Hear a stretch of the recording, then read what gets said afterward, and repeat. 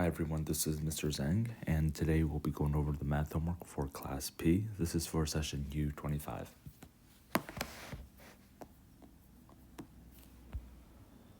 For question number 18, you have to evaluate the square root of 225 divided by 324.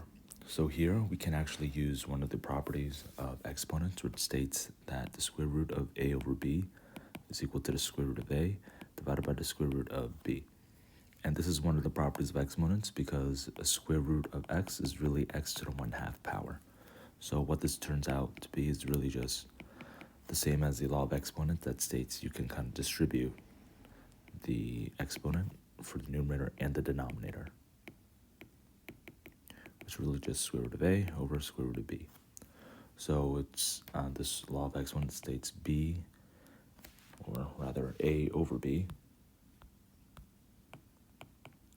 to the c power is a to the c over b to the c, in which c is just a 1/2 exponent. So here, the square root of 225 over 324 is equal to the square root of 225 and square root of 324, and both of these are perfect squares, so just 15 over 18, which simplifies into 5 over 6 if you divide the top and bottom by 3. So the answer is going to be choice C, because we have to use the law of exponents that states if you have a fraction raised to an exponent, raised to a power, the numerator and the denominator gets raised to that power. And if you have a 1/2 power, that's really just a square root. So you apply this to the square root here.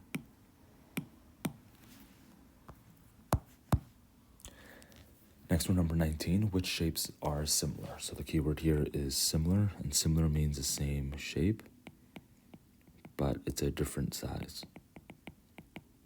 So the sides are proportional.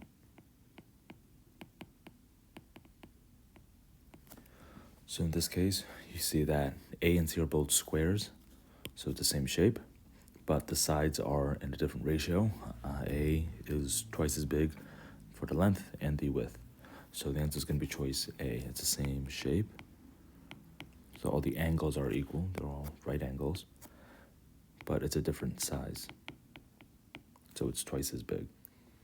Now if you compare B and D, the sides are in a different ratio. This rectangle here for B is a 1:2 ratio for the sides. It's 1:2, whereas for D, it's a 2:3. So here 1:2 is not the same thing as 2:3. So B and D are not similar. Next for number 20, which two triangles are similar? So again, the keyword is similar. It's the same shape, but the different size. So here we have two triangles. If you look at B and D, they're both isosceles right triangles, or 45, 45, 90 right triangles, which means the sides are in a ratio of x, and x root 2. So that's the same for both B and D, because these tick marks represent that these sides are equal to one another. So the answer is going to be B and D. A and C are not similar at all. A is isosceles, but it's not a right triangle, and C is obtuse, because this angle is greater than 180 degrees, greater than 90 degrees. Next for number 21, a square with side lengths of 15 centimeters is reduced by a scale factor of 0.8. Determine the side lengths of the new square. So you have the square, and all sides are equal in a square. All angles are equal, and each side is equal to 15. But now what happened is you reduced it by a scale factor of 0.8. So factor means multiply, because factor times factor is equal to product. So you're going to multiply all the sides by 0.8, or 4/5. So if you multiply 15 times 0.8, or 15 times 4/5, which allows you to cross simplify, 3 times 4 is going to be 12. So this new square will be a little smaller. It'll just be 12 by 12. It'll be 20% smaller. So the answer is going to be choice C. Again, here you just have to multiply by 0.8 on all sides. Next, for number 22, a plush toy is a scale model of a horse in which 1 centimeter represents 3 centimeters. The head on the model is 15 centimeters long. How long is the head of the real horse? So when you have a scaled model, the keyword here is scale. This means proportion. So you have to set up this proportion. If you see the word scale or blueprint or recipe with serving size. So here you have to compare two different things. Here you have the plush toy versus the real horse. So on the plush toy, it's 1 centimeters. And on the real horse, it's actually 3 centimeters. And here, the head is 15 centimeters on the model on this plush toy. That's a numerator. So in real life, you don't know how long it's going to be, so you'll call it X cm.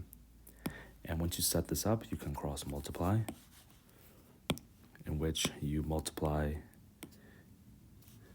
in this form. The 1 multiplied by the X is just X. And set that equal to 15 multiplied by 3, which is 45. So that means that in real life, this head is 45 centimeters tall.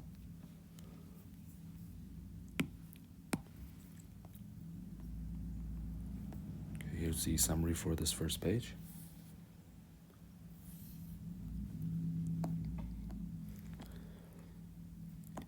Next, for number 23, triangles ABC and DF are similar. What's the length of EF? Okay, you see the keyword similar here, which means the same shape,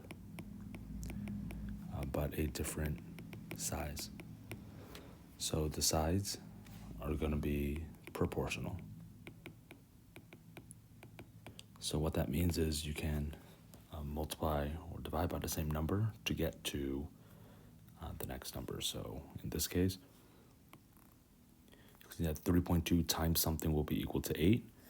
And to find the length of EF, which we don't know, we can call it X. X multiplied by something is equal to 3. So you can set up a proportion. So 3.2 corresponds to 8.0. This is a small triangle over the big triangle. And the other side is going to be X, which is this short side, the small triangle, divided by 3 on the big triangle. And here you have to cross multiply. And you have to do 3.2. You'll have to multiply by 3. That's going to be equal to 8 times X. You can divide by 8 on both sides. So 3.2 times 3 will be equal to 9.6. And you're dividing by 8, which will turn into 1.2. That's 96 divided by 8, which is 12. But you have to move the decimal. So the answer is going to be choice C. So once you have similar triangles, you can set up the proportion because in a similar triangle, the sides are proportional.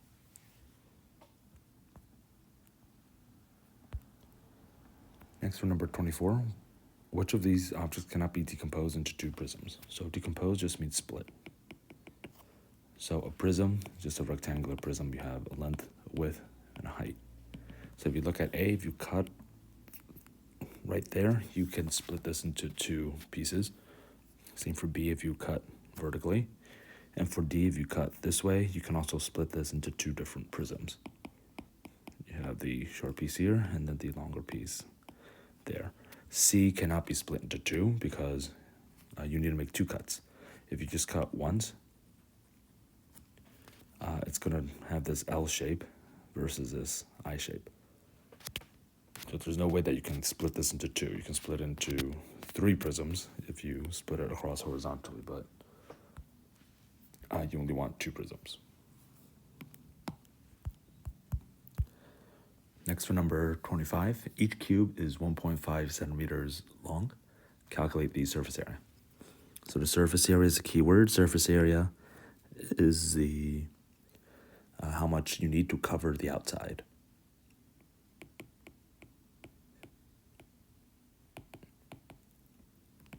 So to cover the outside, you have to calculate each of these squares on the outside of this shape.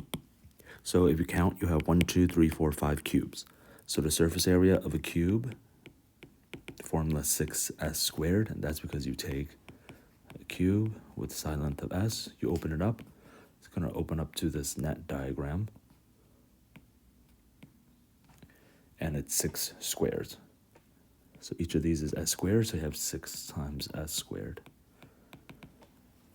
So if you substitute in where each side is 1.5, you'll have 6 times 1.5 squared, and you have to multiply this by 5. So this is 6 times 3 over 2 squared times 5, and you have to distribute the exponent here, which is 6 times 9 over 4 times 5. You can cross simplify here to 3 and 2. So this would be 27 times 5, or 135 over 2.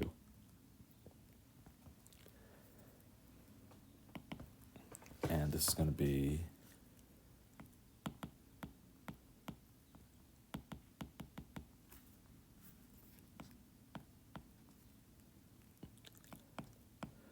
a 67.5. Now here you did double count some of the pieces that are not actually sides. Specifically, there's this piece that gets covered up, so you have to subtract this twice because we double counted that, as well as this piece. So there's 1, 2, 3, 4, and then as well as this piece and this piece. So there are 8 sides or 8 surfaces that we double counted. So you'll have to do 6 or s squared to 1.5 squared times 8. And this is 3 over 2 squared times 8, which is 9 over 4 times 8, which is 18. So you double counted 18 for the surface area. So you have to do 67.5 subtracted by 18. And this would be 49.5, which is choice C. So just be careful of double counts here because they do overlap. But you have to use the formula 6s squared to find the surface area. You can also just count how many pieces for the sides there are. Okay, and here's the summary for this page.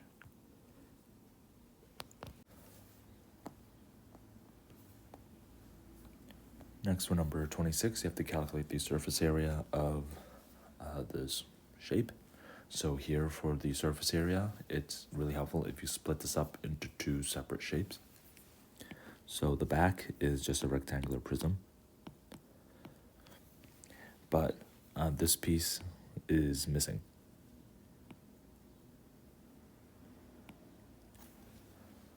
So here you can just take the regular formula for the surface area of a rectangular prism, which is going to be 2LW plus 2LH plus 2HW. And the length, width, and height are 2.5, 3, and 4. So that's going to be 2 times 2.5 times 3 plus 2 times 2.5 times 4 plus 2 times 3 times 4. That'll be 2 times 7.5 plus 2 times 10 plus 2 times 12, which is going to be 15 plus 20 plus 24, or 39 plus 20, which is 59. But then you'll have to subtract this piece in the front, which has a width of 3 and a height of 1.5. So this piece is 3 times 1.5, or 4.5. So you just have to subtract 1.5 from that, which will give you 54.5. So that's for the rectangle, minus the piece in front. Then for the next piece, it's this triangular prism.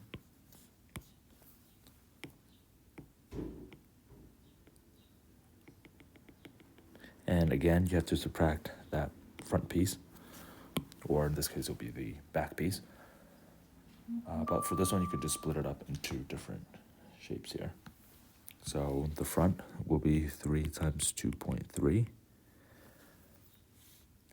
And then the bottom, the base here will be 1.8 times 3. So 3 times 2.3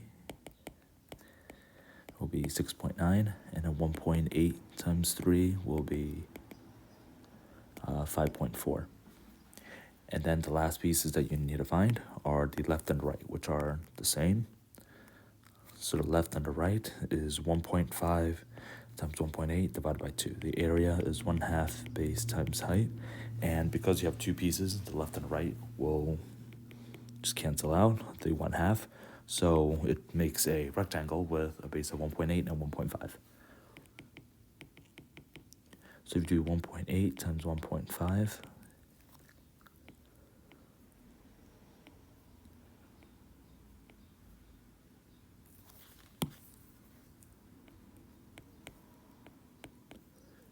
that's 270, so that'll be 2.7. So you have 2.7 for the sides, then 5.4 and 6.9. And if you add everything up, that would be 15.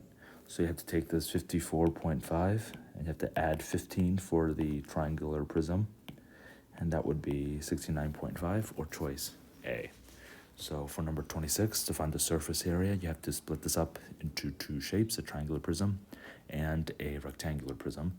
And then you have to be careful because there's a piece missing in the front here. So you have to subtract that from both pieces, and then you'll have the surface area.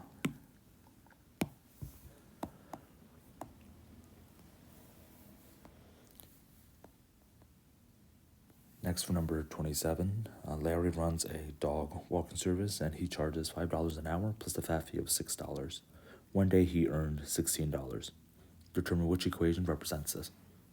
So there's a flat fee, which is how much you have to charge before you even do anything. So you have to add 6. And the unit rate is $5 an hour. So that's a variable rate. So that means that no matter how many hours he worked, you have to multiply that by 5 and then add it to 6. So if you walked for H hours, that'll be 6 plus 5H is equal to 16. And that's choice B, that you wouldn't have to solve for H. So the 5H is a variable rate, the hourly rate, added to $6, the flat fee, and then you'll get the total. Next, for number 28, determine the rate of change for the equation or the relation y equals negative 4x. The rate of change is another word for slope. And here you have to set it equal to y equals mx plus b form, or the slope-intercept form. X and y are the coordinates, the points. This is x comma y. M is the slope, that's what we want here. And b is the y-intercept, or the flat fee. The slope is a variable fee. So the previous question above, you have this as the slope, this is the y-intercept. And in this case, you don't have a y-intercept. The coefficient of the x, the slope, that's going to be choice A, negative 4. The y-intercept in this case would be 0. Next, for number 29, determine which situation matches a graph. So here we just have a straight line. So there is a slope here, or the variable rate, and you multiply by the number of hours to get the earnings.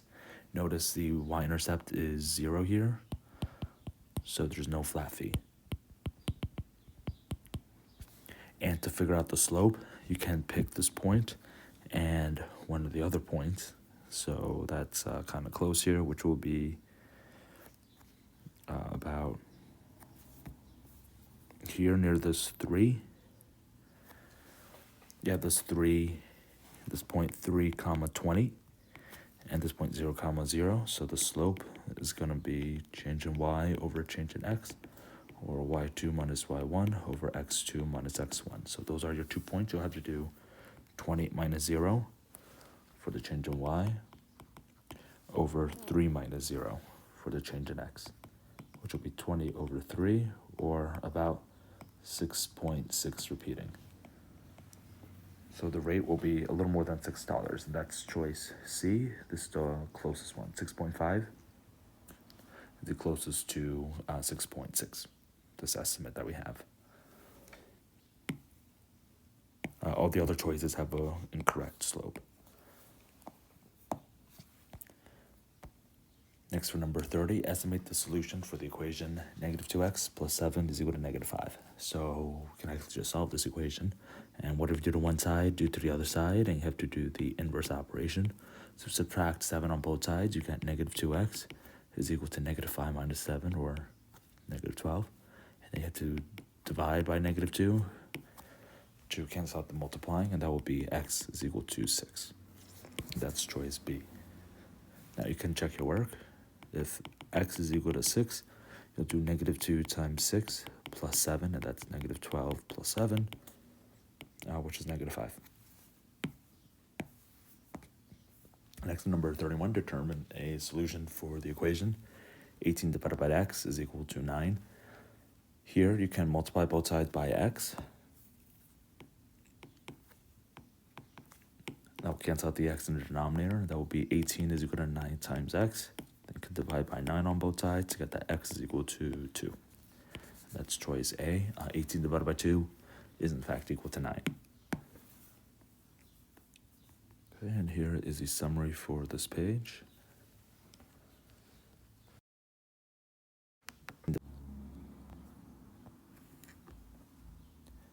Next, we're question number 19. If ABC is a right triangle and ABD is equal to x, then what is the measure of angle CAB? So here we have a right triangle, and a right triangle has this little symbol here. This means that this is a right angle, and a right angle is 90 degrees. Now you know that triangles add up to 180 degrees, so we could use that fact in just a little bit.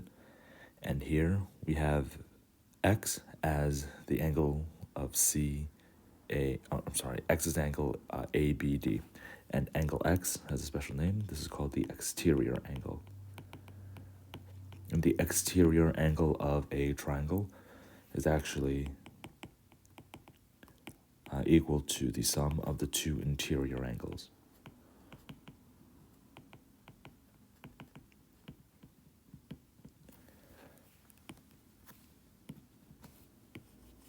And that's because this exterior angle x and this angle ABC, this angle inside, these two angles are supplementary. So supplementary means adds up to 180 degrees.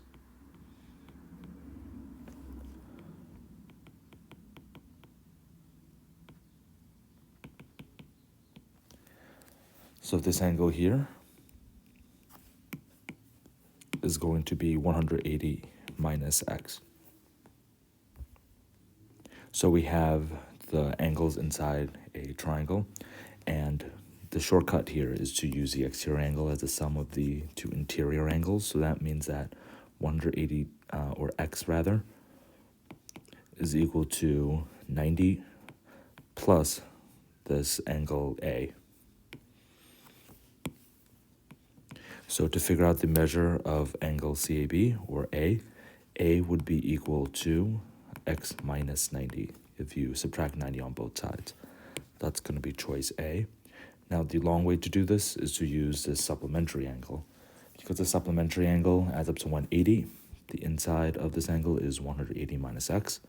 So we have angle A, 90, and 180 minus x is equal to that 180. So if you add everything up, A plus 90 plus 180 minus x, these three angles in a triangle adds up to 180 degrees. And from here, you can subtract 180 on both sides. Now add x on both sides and subtract 90 on both sides. So the 180 will cancel out, and you have A on the left is equal to x minus 90. And that's the other way to get choice A.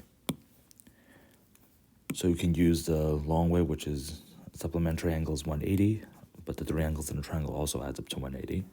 Or the shortcut is that the exterior angle is the sum of the two interior angles. It's a really quick shortcut here that you can use to prove this fact. So if you have the three angles in a triangle, you can just call it x, y, and a. Here, a is equal to x plus y. And the reason that is because they're connected through this angle down here, which we can call b. X plus y plus b is equal to 180 degrees, but so is a plus b. So that means that these two things are equal, so therefore x plus y plus b has to be equal to a plus b. And from here you can just subtract b from both sides. And you get that x plus y, the sum of the two interior angles here, is equal to the exterior angle a. So this is a quick proof of this fact.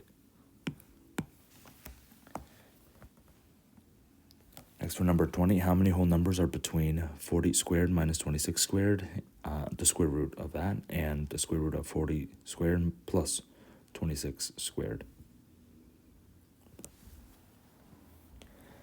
So from here, you can do 40 squared, which is equal to 40 times 40, which is equal to 1600, and then 26 squared,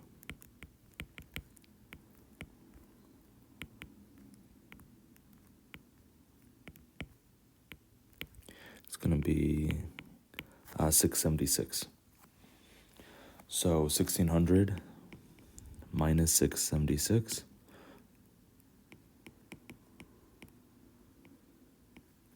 is equal to 924. So I have to square root of 924. And 40 plus 26 squared will be 1600 plus 676, or 2276. Now 924 is close to 900. And the square root of 900 is 30. So the square root of 924 is going to be about 30 point.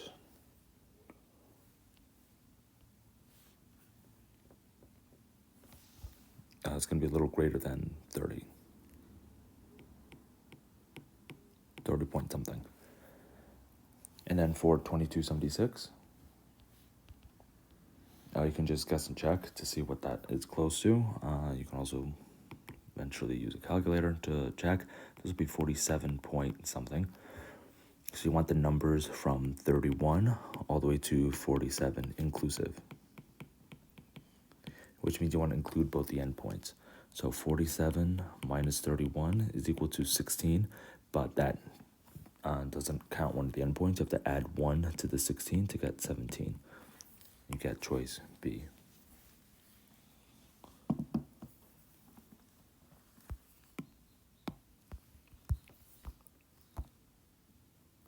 Next one, number 21. The radioactivity of a polluted site decreases by 40% every 3 years. If the radioactivity was 500 microrem in 1989, what's its level in 2004? You had to round to nearest hundreds. So it decreases by 40% every 3 years. So when you minus 40%, that means you're multiplying by 60% because you have 60% left over. So if 60% remain, that means multiplying by 60% or multiplying by 3/5 every 3 years. Now between 2004 and 1989, you have 11 plus 4 or 15 years. So 15 divided by 3 is equal to 5. So you have 5 of these decreases.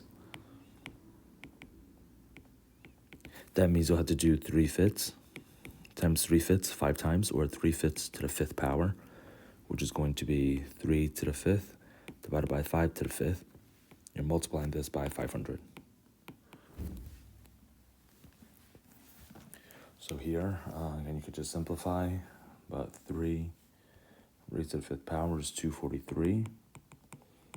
5 raised to the 5th power is 3125, and you're multiplying by 500. So on a calculator, this would be really helpful. This would be about 38.88, which is choice D. And you could also cross simplify if you do this by hand. Next one, number 22. An equilateral triangle and a regular hexagon have equal perimeters. What's the ratio of the area of the hexagon to the area of the triangle? So here they have equal perimeters. So that means that the sides are going to be add up to the same number. So it's helpful for the hexagon if you have all sides equal to 1. And then the triangle will have a side of 2. So just compare the areas of these two shapes. Now, you don't actually have to find the exact areas for each of these using the formula. That's because these geometric solids, you can take advantage of their shapes.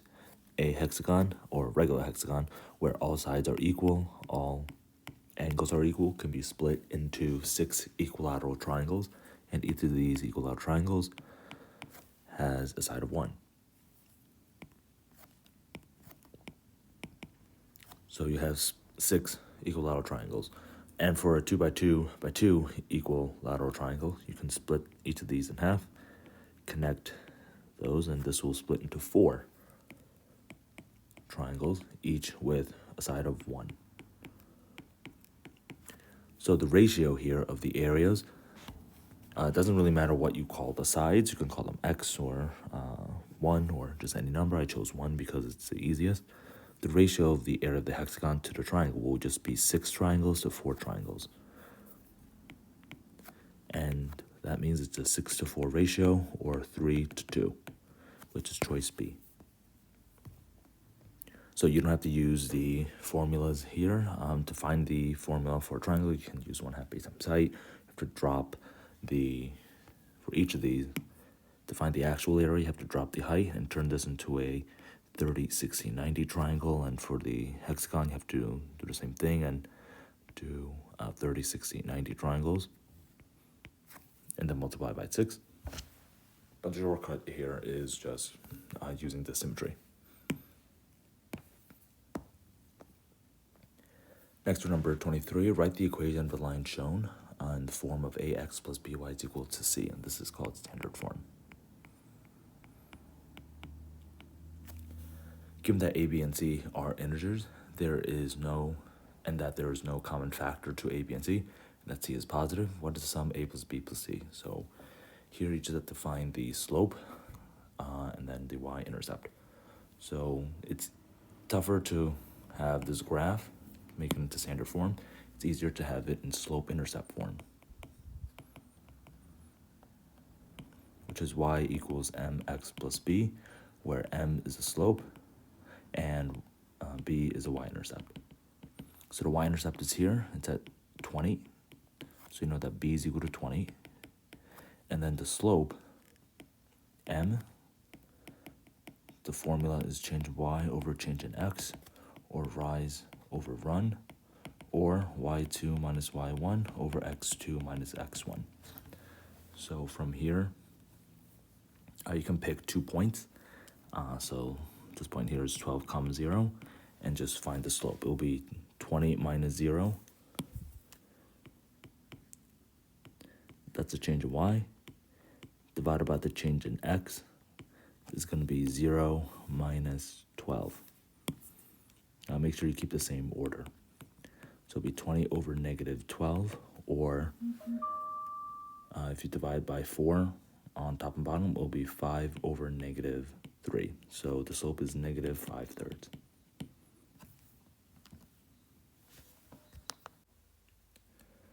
Now that you have the slope, what you can do is you can put it into slope-intercept form.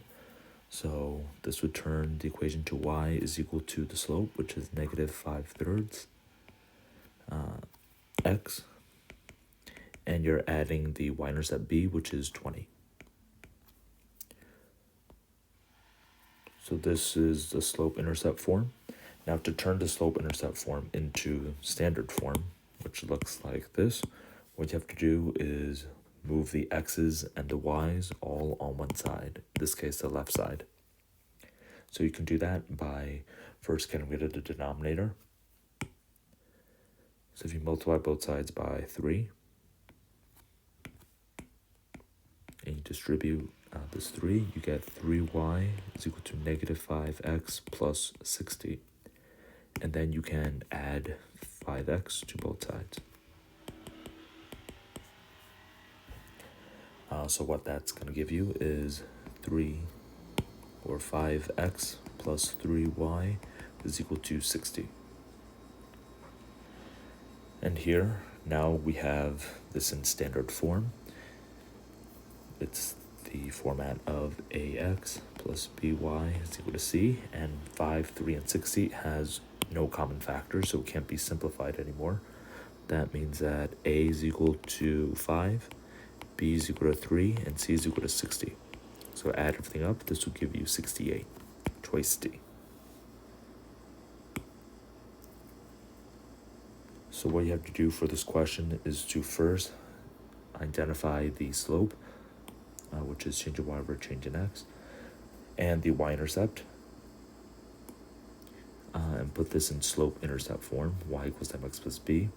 Once you find the slope here, then you can substitute the slope and the y-intercept and put that into slope-intercept form. And then once you have slope-intercept form, you'll turn it into standard form by moving the x's and the y's to one side. And just simplifying. Next, for number 24, 6 cups labeled or numbered 1 through 6 must be placed on 6 squares labeled 1 through 6, 1 per square, according to these rules. The number on a cup never matches the number in the square. Cup number 3 is on the square adjacent to and to the right of cup number 1.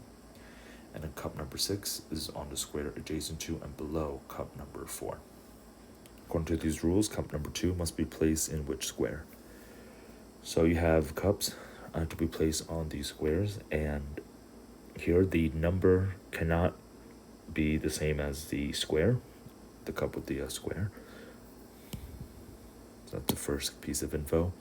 So next, you know that cup number 3 is on a square adjacent to, which means next to, and to the right of cup number 1.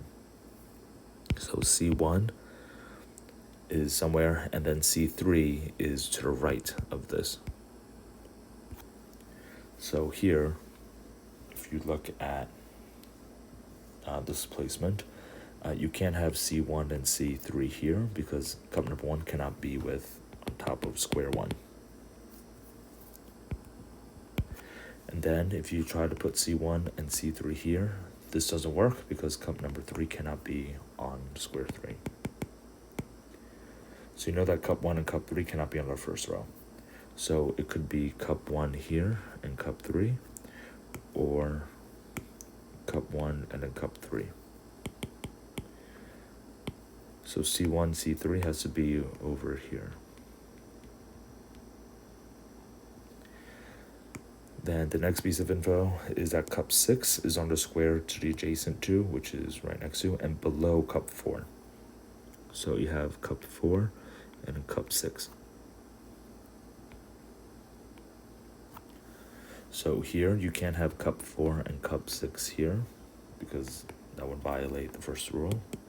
Cup 6 cannot be on top of cup number 6. Now you also can't have cup 4 and cup 6 in the middle because that would block C1 and cup 1 and cup 3 because they have to be next to each other.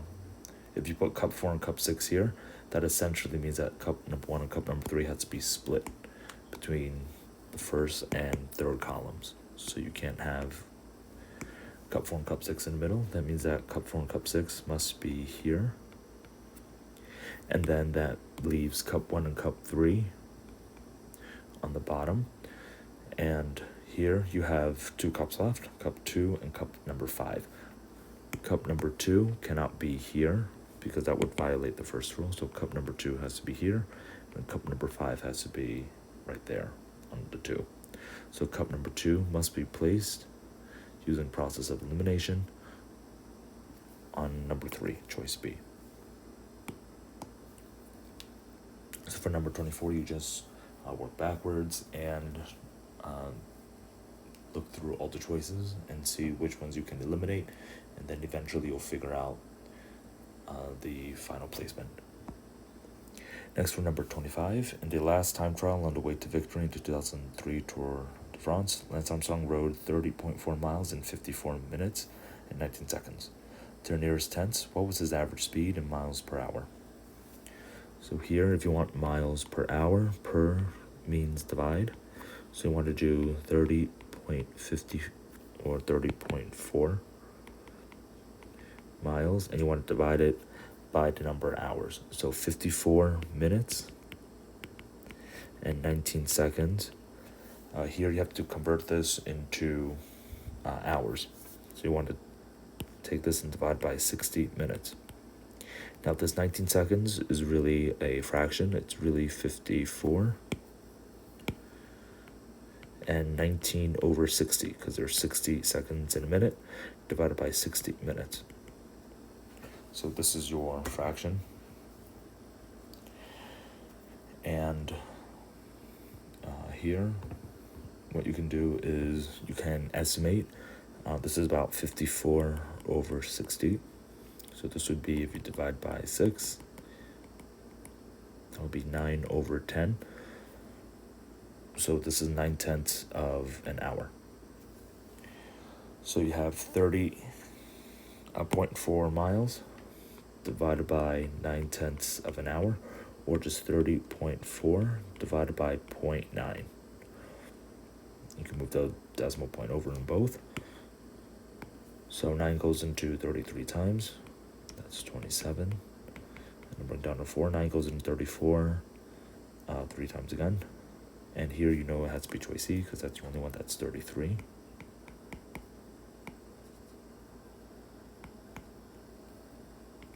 And then you put the 0 down. 9 goes into 70 about 6 times.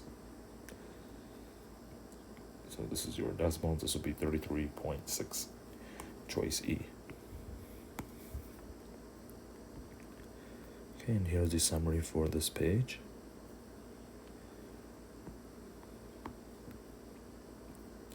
Next, for number 26, ABDE is a rectangle and BCD is an equilateral triangle. A robot automaton is programmed to move only in the direction of the arrow and to rotate clockwise only as it makes a turn. What is the minimum number of degrees that automaton must rotate to travel from A to E via B, C, and D? So here you have the shape, you have ABDE. Now you know that the top piece is a equilateral triangle for B, C, D. So if you connect B and D, that means that each of these angles has to be 60 degrees and each of these sides would be equal. And now ABDE is a rectangle, and that means that each of these shapes, each of the angles in the shape and bottom will be 90 degrees. Now this robot only goes clockwise, and clockwise, just like the hands of a clock, means it can only turn in that direction. You want to go from A to E. So when A reaches B, it's going to be facing the forward direction, and it can't turn left. So it can't turn that way. It has to turn to the right because it has to turn clockwise. So it's going to take that rotation, and it's almost going to complete a full circle. A full circle is 360 degrees.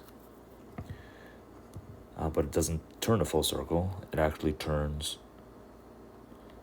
with 30 degrees left over, because 360 degrees is the full circle, and we already have the 60 degrees here, which is a piece of this right angle, and 98 minus 60 is 30. So 360 minus 30 will give you 330 degrees. So at point B, it'll turn 330 degrees to the clockwise. Now the next piece, it's going to be, at point C, will be facing in this direction. And again, it can't turn left. It's going to turn to the right, and it'll stop here.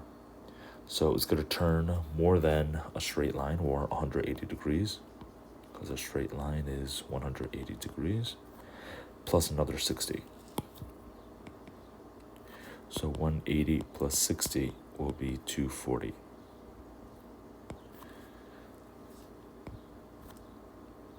So turn 330 and then 240. Now it's at point D, it will be facing this direction. Just like before with point B, it can't turn left, it has to turn to the right, like that. And this is another 360 minus 30, or 330 degrees. And then it'll go to point E.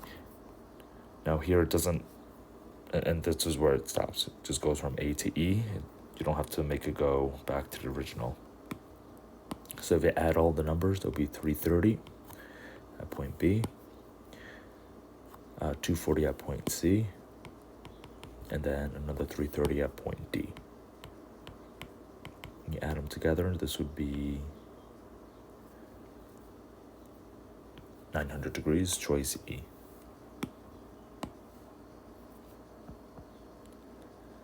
Next, for number 27, fortunately Big Eye stayed awake long enough for me to complete this sketch. How many triangles are in strong of Big Eye? Just want to count triangles here. What we can do is count the small triangles, the individual ones. So there's one here, there's 2, 3, 4, 5, 6, 7, 8, 9, 10. So there's 10 triangles that are, oh, and this one, which makes it 11. So 11 triangles that are, by themselves. Then you also want to count the triangles with 2 in the middle. So, for example, this piece is a triangle, because that's 2 triangles inside. So is this triangle with those 2 pieces. And then same for this piece. This triangle has 2 triangles inside it.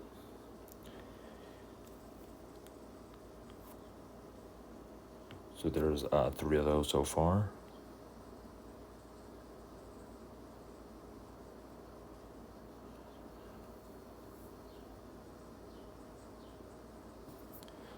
And actually, I thought there should be this one over here.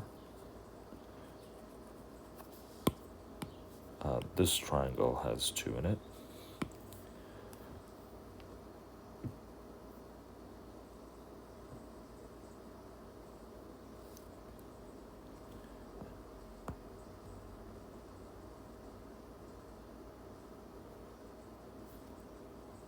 And then for the other triangles, you have this triangle with 3 pieces in it.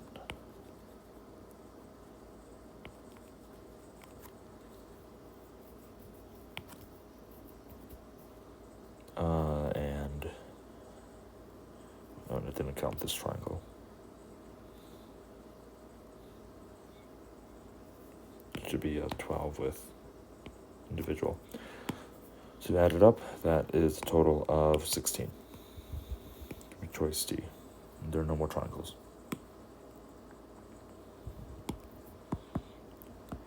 Next, for number 28, rectangle PQRS is divided into square A and rectangles BC and D as shown. The area of rectangle B is twice the area of A. D is 3 times the area of rectangle B. If the area of A is x squared, what's the perimeter of the rectangle PQRS? So A is x squared. So that means each of these pieces will be x, because that's the side of a square. The formula for the area is A equals x squared. Now for B, B is twice the area of square A. So this is a rectangle. That means you can fit 2 of these squares in here. And then for D, D is 3 times the area of square B. So that means you can split D into 3 of square B. So if you do the sides of this rectangle, it's 3x by 4x.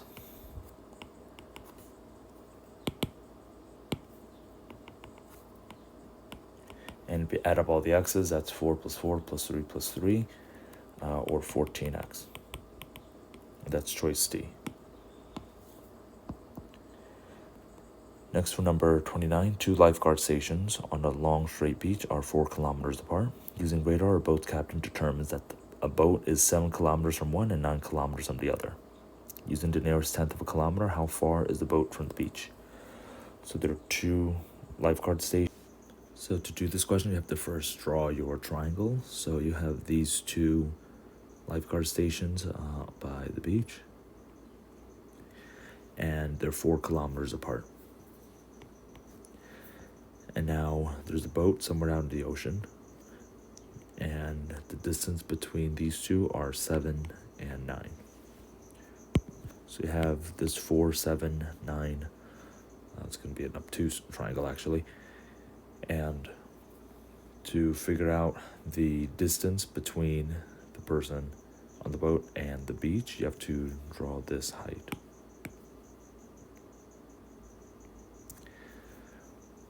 Now, you don't really know how to figure out the height because you're not given any of the angles. So this is not one of the special right triangles. You have a right triangle here, but you don't know this distance or this distance. And you also don't know the height here.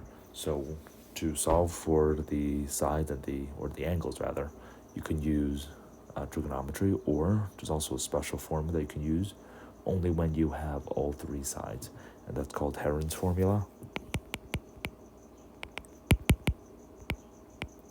So for Heron's formula, if you have a triangle with sides A, B, and C, you can actually get the area of this triangle by doing the square root of what's called the semi-perimeter times S minus A, S minus B, and S minus C, the three sides.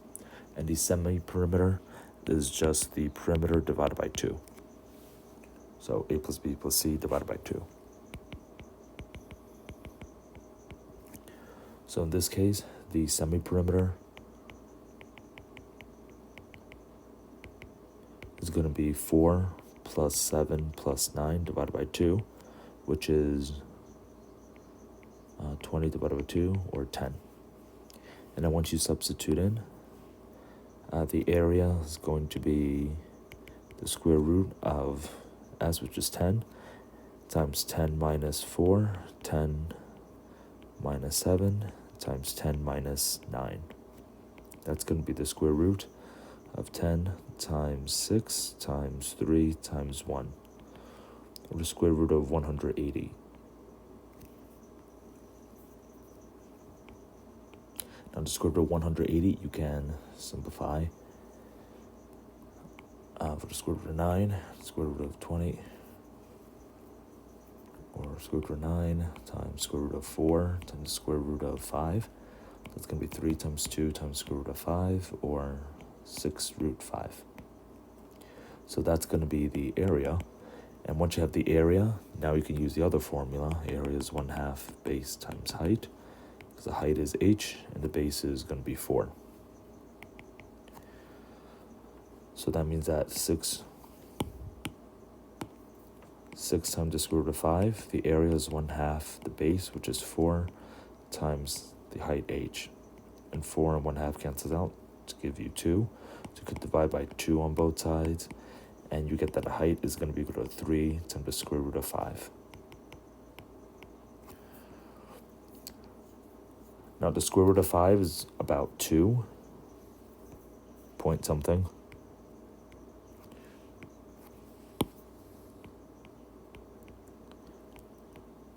Because the square root of 4 is just 2. So this is 2 point something. So this means that this has to be greater than 6. So only choice E is greater than 6, so that has to be the answer. You can also use a calculator as well. So for this question, you have to take advantage of Heron's formula, which will give you the area of a triangle if you have all three sides. You have to find the semi-perimeter, and then multiply it underneath the sign formula under the radical, and then use the other formula for the area of a triangle to find the height here. Next, number 30, point P is in the center of a circle with a radius of 30, And now square ABCD has vertices A and B on a circle and point P on side CD. And square centimeters, what's the area of the square? So here you have to first start with a circle. And for the circle, you know that the radius is 30 centimeters. So you can draw the radius, which will be 30. And now there's a square that's inside this circle where 2 points are on it. And then the third point, or the third side rather, is on point P. So it's going to be inscribed inside this semicircle.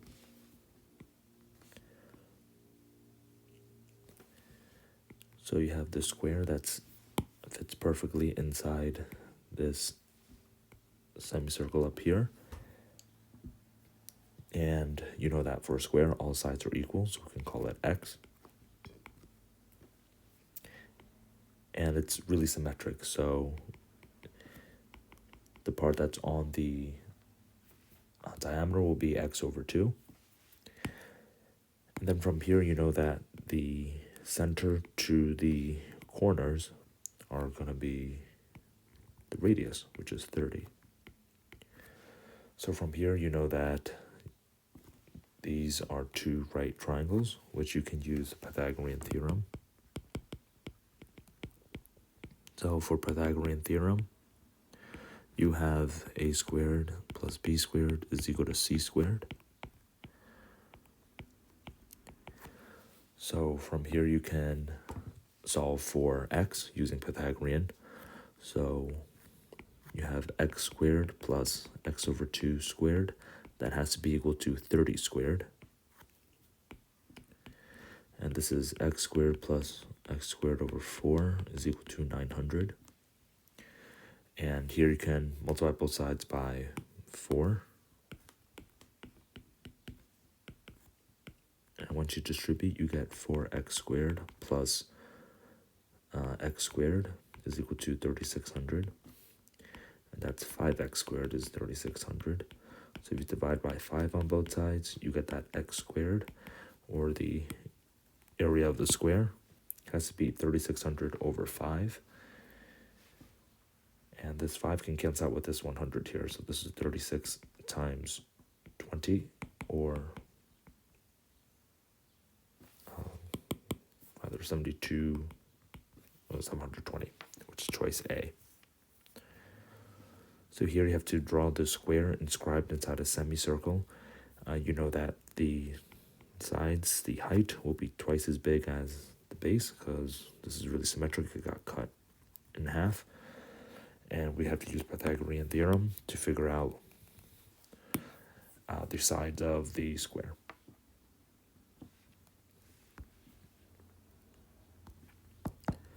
Okay, next one, number 31. Let n is equal to 99999 with 8, where n has 15 nines. There's 15 nines here, and 1 8 at the end. What's the sum of the digits of n squared? So, of course, you can't square this because you have to multiply by itself, and you have to add up all the digits. So here, you're not expected to figure all this out. What you have to do is find the pattern. So to find the pattern, you can start with 1 9, and then with an 8, you do 98 squared. That's 98 times 98. That's 9604 on the calculator. Then if you have 998 squared, or 998 times 998, that's equal to 996004. Then if you try 9998 squared, that will be 9996000 and then 4. So you kind of see a pattern here. With 1 9, you have 1 9 and also 1 0. With 2 9s, you have 2 9s and 2 zeros. With 3 9s, you have 3 9s and 3 zeros. So you expect 99998 squared will be 4 9s, a 6, and then 4 zeros, and then a 4.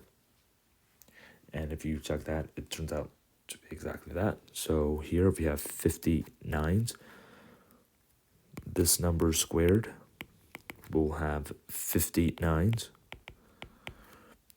then 6, then 50 zeros, and then a 4. So the zeros don't contribute anything to the sum of the digits, but the 59s adds up to 450 plus 6 plus a 4, that will be 460. And that's choice C. So here you obviously can't multiply this out by hand or by a calculator, so you want to look for a pattern. So with this pattern, you want to model it using just 1 9 and then 2, then 3, then 4. 9 says find the pattern, and once you find the pattern, then you can apply it to this larger number. Okay, here's the summary for this page.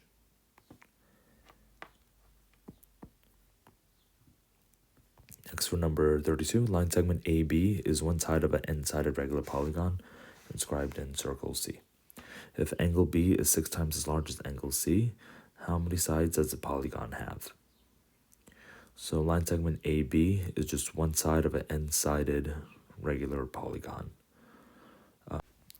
So here we have a regular polygon, and regular is one of the important words to know here. So regular polygons means that all sides are equal and that all the angles are equal. So we actually don't know how many sides this polygon has, so it's going to look something like this, where it has this many sides, and triangle ABC is just one of those triangles that can be made by connecting all those points. So here, because we know that angle B is 6 times as large as angle C, we're going to need the internal angles of this n-sided polygon. Well, there's a special formula that you can use to figure out the sum of the internal angles in an n-sided polygon is going to be n minus 2 times 180 degrees.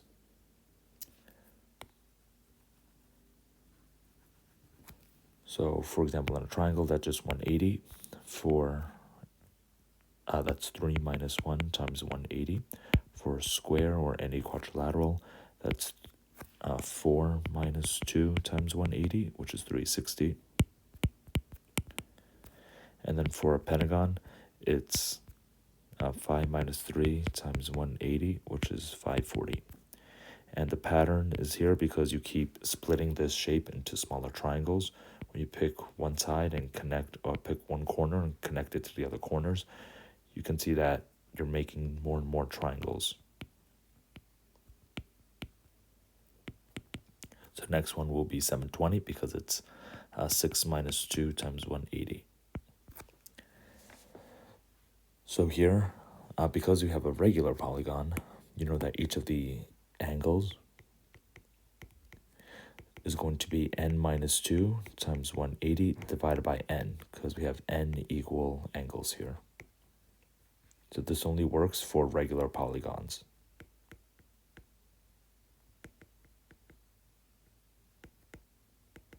And fortunately, we do have that here. So that's going to give us this angle, which is the internal angle. And this triangle is actually half of that. So angle B is going to be n minus 2 times 180 divided by n, and then half of this. Because here, those two angles are going to be equal as the internal angles, so this would just be half.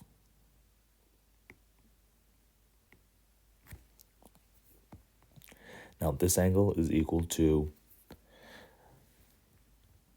6 times angle C, and angle C is the angle in here, in which you have this full circle, which is 360 degrees, broken down into n triangles, where n's a number of sides, because you have each of these sides will make a triangle, an isosceles triangle. So this has to be 6 times 360 over n.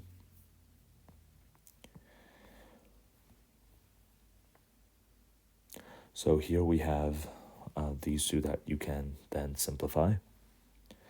If you multiply by 2 on both sides, cross out the 2 on the left, and that will give you n minus 2 times 180 divided by n is equal to 6 times 2, or 12, times 360 over n.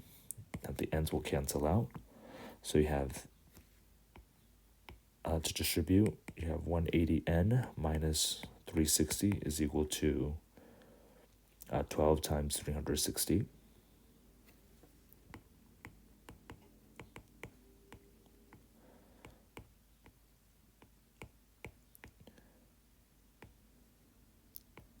Which is 4320. And then you can add 360 to both sides. Have 4680 is equal to 180n. You can divide by 180 on both sides.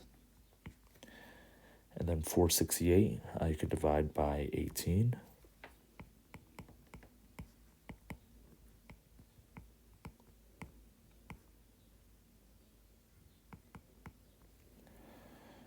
And 18 times 6 is exactly 108.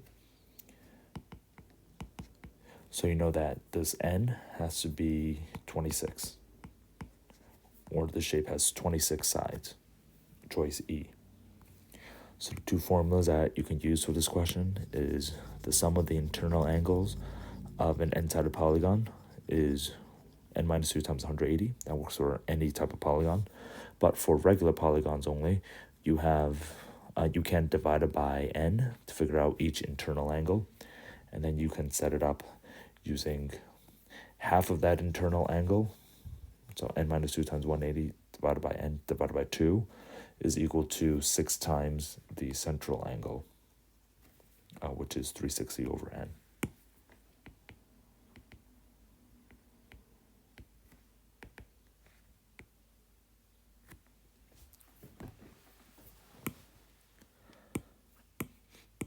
All right, next for number 33, as indicated, triangle ABC and triangle ADC are right angles, so the symbol came out weird. If AC is equal to 14, to this length, what's the sum of the areas of the four squares, S1, S2, S3, and S4? So if you look at the shape, this is the setup for Pythagorean theorem, which states that a squared plus b squared is equal to c squared. And if you draw these squares, the area of c squared will be equal to the area of the a squared plus the b squared. So S1 plus S4 is going to be 14 squared. S2 and S3 is also going to be 14 squared. So 14 squared is 196. So 196 times 2 is 392. So the answer is choice B. Here you just have to use Pythagorean here to figure out the area of the squares. Even though you don't know what the sides are equal to, they must be equal to 14 squared.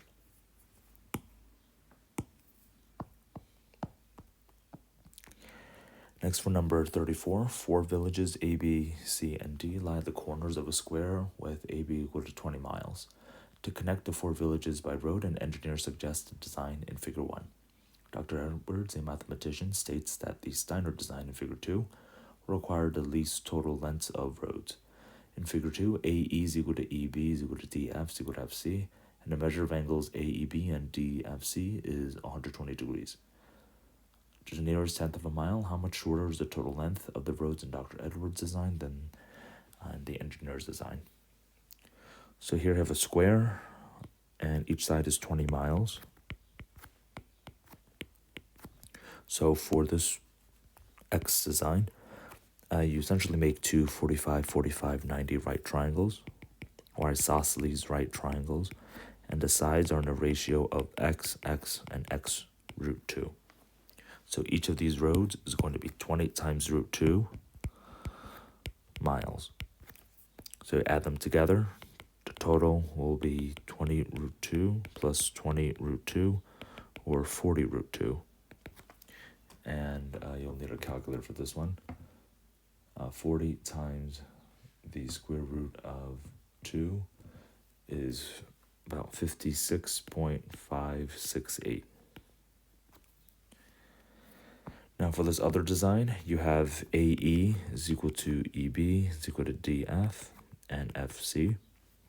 And the two angles AEB and DFC is 120 degrees.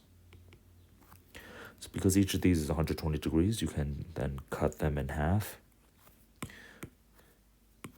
to make right angles on the other side. And this 120 gets split into two 60 degrees because they're symmetric. And here you make 4 30, 60, 90 right triangles.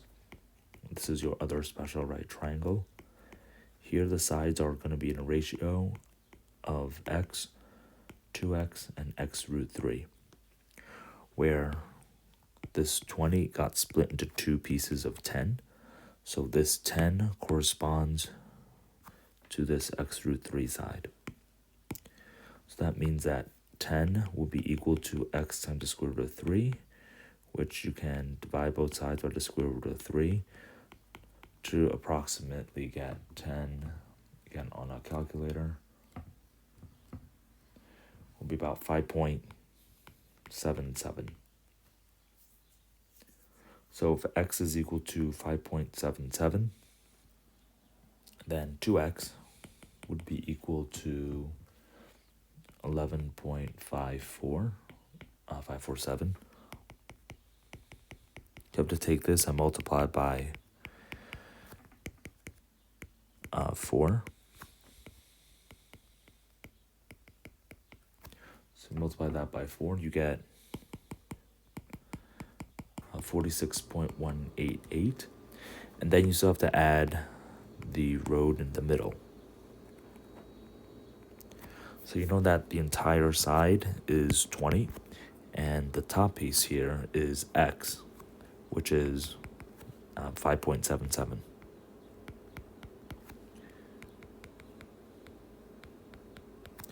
So you can do 20 subtracted by 5.77 minus 5.77.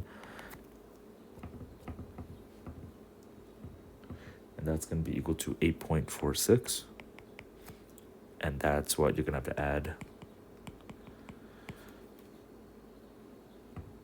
to 46.188. And that's going to give you approximately 54.648. So 54 minus 54.648 minus 56.568 will be negative 1.92, or about 1.92 shorter. So that's going to be choice E. So for this question, you have to use a 45-90 special right triangle where the sides are in a ratio of x, x, and x root 2. And then a 30-60-90 triangle, which the sides are in a ratio of x, 2x, and x root 3 to help you solve this problem.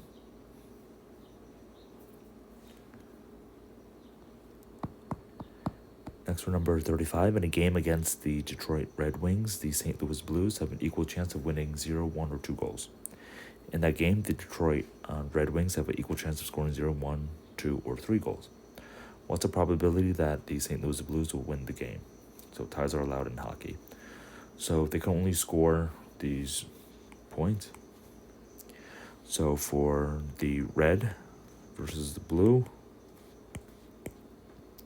for the Blues, they can go 0, 1, or 2. For red, you have 0, 1, 2, or 3. So this is going to be a counting principle question or tree diagram. For the red team, you have 4 possibilities. For the blue team, you have 3 possibilities of scores. So you multiply them, that would be 12 total combinations or 12 total possibilities. Now, out of these 12, in order for the Blues to win the game, you want the blue score to be greater than the red team. So blue can only get 0, 1, or 2. So blue gets 2 and red gets 1, blue will win. If blue gets 2, red gets 0, blue will win. And finally, if blue gets 1 and red gets 0, the blue team will win. So out of those 12, only 3 possible winning combinations. So that 3 out of 12 is going to be 1/4 or 0.25 chance of winning. That's choice B.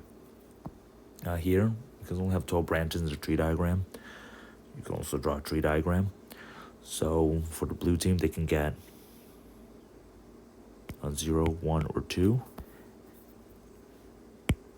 And each of these will then branch out for the red team for 0, 1, 2, 3, 0, 1, 2, 3, 0, 1, 2, 3.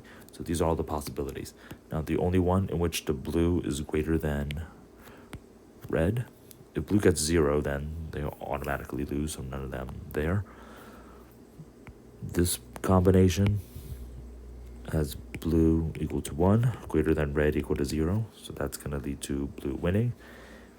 And then the other possibility is 2, 0 and 2, 1. Blue equals 2, red equals 0, or blue equals 2, red equals 1. And these are only 3 possibilities. So it's 3 out of 12, which is choice B, 1/4. Okay, and here's the summary for this page.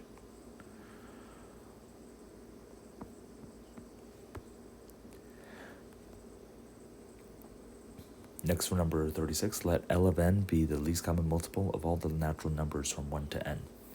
For example, L of 4 is equal to 12 because 12 is the least common multiple of 1, 2, 3, and 4. Calculate 17 factorial divided by the least common multiple of 17. So here we have this factorial symbol. And factorial means you have to multiply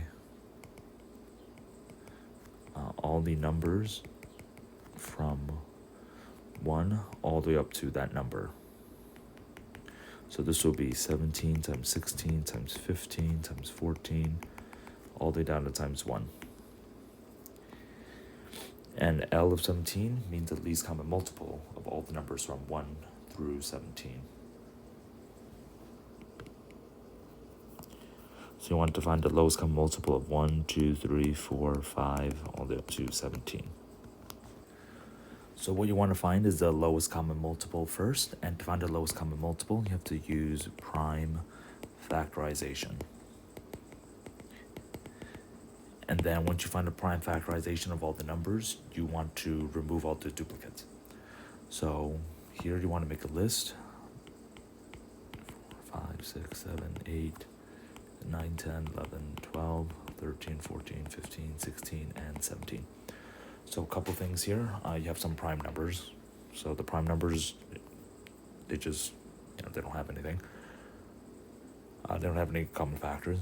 But the non-prime, the composite numbers, for 4 you have 2 times 2, 6 is 2 times 3, 8 is 2 times 2 times 2, 9 is 3 times 3, 10 is 2 times 5, 12 is 2 times 2 times 3, 14 is 2 times 7, 15 is 3 times 5, and 16 is 2 times 2 times 2 times 2.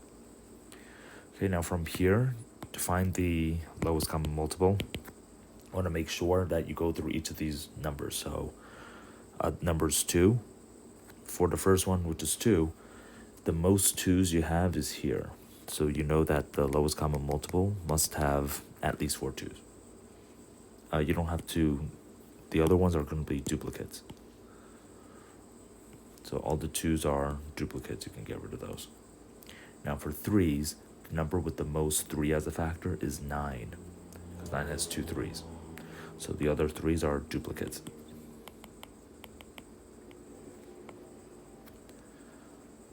And then for 5's, you just have 1 5.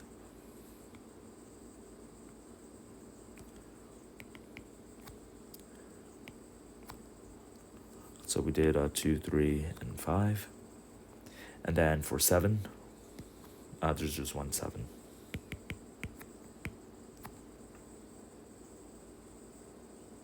So that's it for all the factors.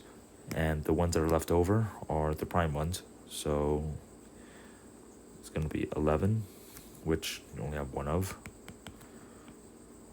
13, and 1 of 17. So now you can just write everything out.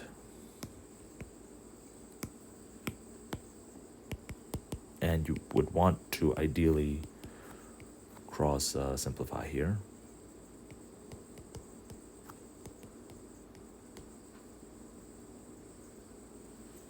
And you're dividing this whole thing by 2, 2, 2, 2, 3, 3, 5, 7, 11, 13, and 17. So you just start canceling out. 17 cancels out with the 17. 13 cancels out with the 13. 11 with the 11. 7 with the 7. 5 cancels out with the 5. And now this 2 3s cancel out with this 9. And these 4 2s cancel out with 16. So all you have to multiply left is 15, 14, 12, 10, 8, 6, and then 4, 3, 2, which you want to multiply. So you'll definitely need a calculator from here. But you have 15 times 14 times 12 times 10 times 8 times 6 times 4 times 3 times 2. That's going to be choice C, 29,038,400.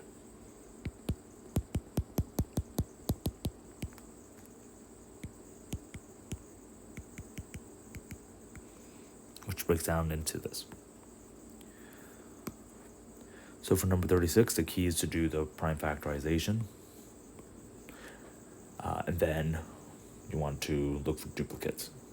So you go through each of the factors, and you only take the one that has the most of that factor, repeated factor in that single number. Next, for number 37, let L of n be the least common multiple of all the natural numbers from 1 to n. So the same thing as before. If x is the least value of n, such that L of x is equal to L of x plus 1 is equal to L of x plus 2, what's the value of L of x? So here you have this lowest common multiple of all these numbers.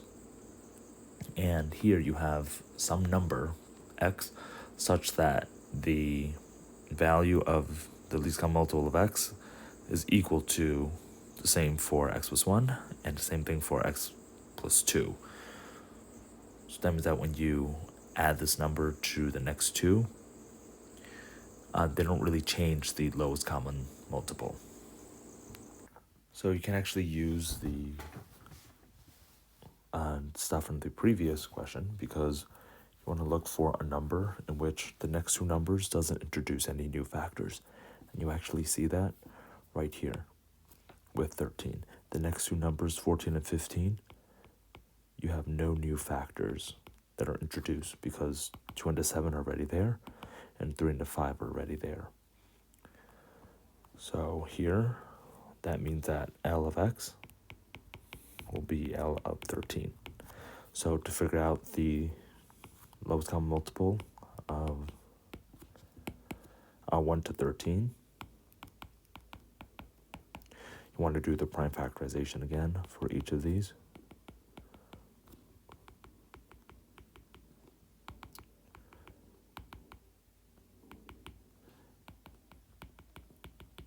And here for 2's, you see 3 2's. For 3's, you see 2 3's.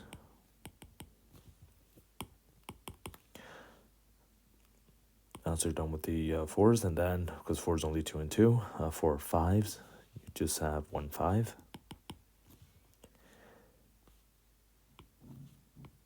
For 6, you see the same thing. You also have the 7, 8, 9, and 10 are all taken care of. And same for 12. Then you have 11 and 13. So you'll have to multiply these numbers, and you'll get exactly choice D, 360,360.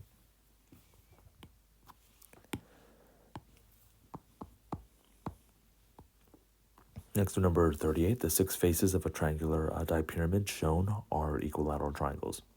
The triangle BCD divides the shape into two congruent tetrahedra. The network of six equilateral triangles below can be folded into a triangular dipyramid. Which of the following five choices of sets of three vertices would form the triangle that divides the shape into two congruent tetrahedra? So the key here is to have one of these points, point C, which surrounds four different triangles that surround it. So to figure out the four triangles, you see that I has four triangles surrounding it. So I is essentially the same as C, and if you take point F and connect it to point J, that will actually give you the top piece, point A. And then all the other points would line up. B would be the same as H, and then D would be the same as M. So to form this these four,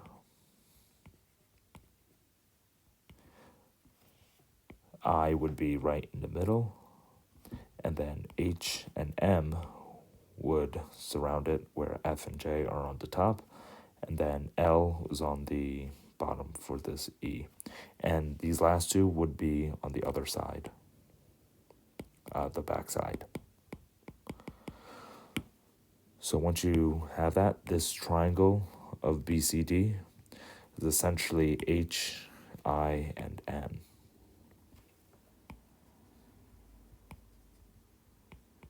So that's choice B. So the key here was to figure this out by folding this up and labeling one of the points. The starting point would be C, which would be here, and then you just kind of fold up and look at the analogous points on this dipyramid.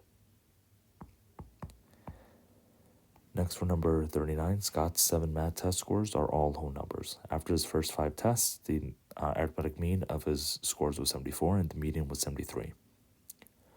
The score on his 6th test was higher than any of the previous 5 scores, and his score on the 7th was 2 points higher than his score on the 6th test. After all 7 tests, the arithmetic mean has risen to 76 and the median was 75. What was the lowest possible score of any of Scott's 7 tests? So here the keyword is average or mean and median. The average is the total divided by the number of data, in this case the number of tests. So after 5 tests, the average of 5 is equal to 74. So what that means is if you take the total of all 5 divided by 5, that's going to be equal to 74. If you multiply both sides by 5, you get 370. That's his total of the first 5 tests. And the median is 73. Now his 6th test was higher than any of his previous ones, so that would be the 6th test here. And then the 7th was even higher than the 6th. So this would be x, this would be then x plus 2. And after all 7 tests, the median was now 75. So this is now the new median because it's the number in the middle. And then the mean had risen to 76. So the average of 7 is equal to the total of all 7 divided by 7. So that's going to be 76 is equal to the total of 7 divided by 7. So if you do 76 times 7, that would be 532. 532 subtracted 370 would be the last 2 tests. So 532 subtracted by 370, the first 5 scores, will give you 162, which will be the sum of x and x plus 2. So x plus 2 is 2x plus 4, or 2x plus 2. And you set that equal to 162. You figure that 2x is equal to 160, so x must be 80. So this must be 80 and then 82. So once you have these scores, you want to figure out the lowest possible score on any of the 7 tests. So here, to figure out the lowest score, to make this test the smallest, that means that this number, the 5th test that you don't know what it is, needs to be really large. So the biggest possibility here, in which you can have, let's say, 2 points higher, because the 6th test was higher than the previous scores, this 5th test must have 79. That's the biggest that it can be. And if you add up these tests that you have so far, 73, 75, 79, 80, and 82,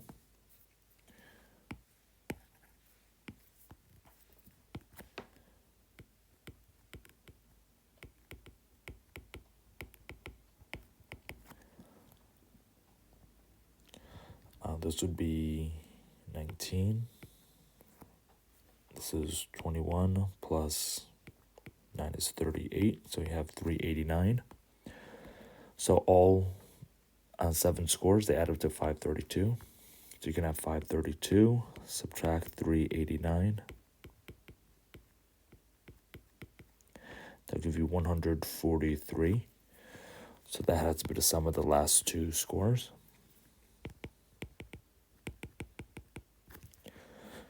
Now you want to minimize one of them.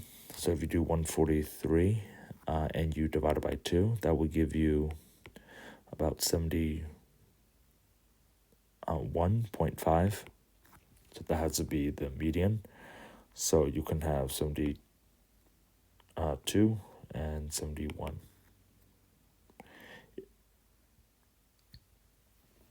If you try to make one of them 73, well, that could be the possibility, but you can also make these 2 equal. So you have 2 73s, and then the one that would be lowest would be 70. So the answer would be choice C. Now, you can't have 69, because if you have 69 or 68, anything less than a 70, then the next score would actually be 74, and the 74 would be over here, and you can't have that. So you know these 2 scores must be less than or equal to 73, which is the median of the first 5.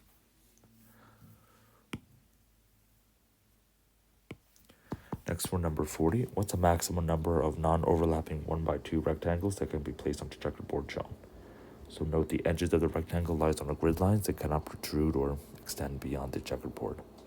So you just want to match 1x2 rectangles in here, and you can't overlap them.